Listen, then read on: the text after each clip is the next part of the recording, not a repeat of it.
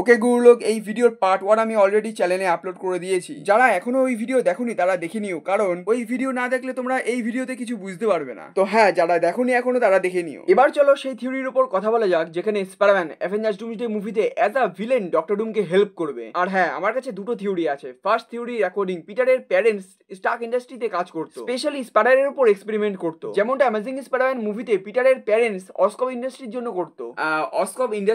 করতো। হ্যাঁ, এটা ঠিক যে টনি কখনো ইচ্ছে করে কাউকে মেরে ফেলবে না, কিন্তু হ্যাঁ এটা হতে পারে যে স্টার্ক ইন্ডাস্ট্রির কোনো প্রোডাক্টকে বা কোনো জিনিসকে বাঁচানোর জন্য পিটার পার্কারের প্যারেন্টস মারা গেছে আর টনি তাদেরকে বাঁচাতে পারেনি। আর এই গিল্টের জন্য টনি পিটার পার্কারের উপর ছোটবেলা থেকেই নজর রেখেছিল। আর যেহেতু পিটার পার্কারের প্যারেন্টসদের বানানো রেডিও অ্যাক্টিভ স্পাইডার পিটারকে কামড়েছিল, তাই টনির জন্য পিটার আরো বেশি ইম্পর্টেন্ট হয়ে গেছিল। আর এই পুরো গল্পটা পিটার এখনো পর্যন্ত জানে না। আর এই সব সত্যি কথা অ্যাভেঞ্জার্স ডুমসডে মুভিতে ডক্টর ডুম পিটারকে বলে দেবে যে যাকে তুমি নিজের ফাদার ফিগার মানো তার জন্যই তোমার প্যারেন্টস মারা গেছে। আর এই সব কথা শুনে যখন পিটার রেগে যাবে তখন সেই রাগকে এক্সট্রিম বানাবে সিম্বায়োট স্যুট। বেসিক্যালি ডক্টর ডুম পিটারকে ম্যানিপুলেট করার জন্য এইসব কথা বলবে যাতে ডক্টর ডুম স্পাইডারম্যানকে ইজিলি অ্যাভেঞ্জার্স এর এগেইনস্টে ইউজ করতে পারে। ইভেন কমিক্সেও পিটার পার্কার সিম্বায়োট স্যুট পেয়েছিল সিক্রেট ওয়ার্স এর আগে, তাই হাইলি চান্সেস আছে যে এই জিনিসটা মুভিতেও হবে। আর সেকেন্ড থিওরির অ্যাকর্ডিং ডক্টর ডুম নিজে পোর্টাল ওপেন করে রেডিও অ্যাক্টিভ স্পাইডারকে পিটারের উপর ছেড়ে দিয়েছিল যাতে ফিউচারে ডক্টর ডুম পিটার পার্কারকে ম্যানিপুলেট করে নিজের গোলসকে পুরো করতে পারে। আর যখন পিটার ডক্টর ডুমের জন্য কাজ করবে তখন ডক্টর ডুম পিটারকে সেই সিম্বায়োট স্যুট দেবে, কারণ তুমি মানো আর না মানো এই সিম্বায়োট স্যুট পিটার পার্কারকে সবসময় ইভিল বানিয়েছে, যেটা ঝলক আমরা টবি ম্যাগুয়ায়ার স্পাইডারম্যানের সাথে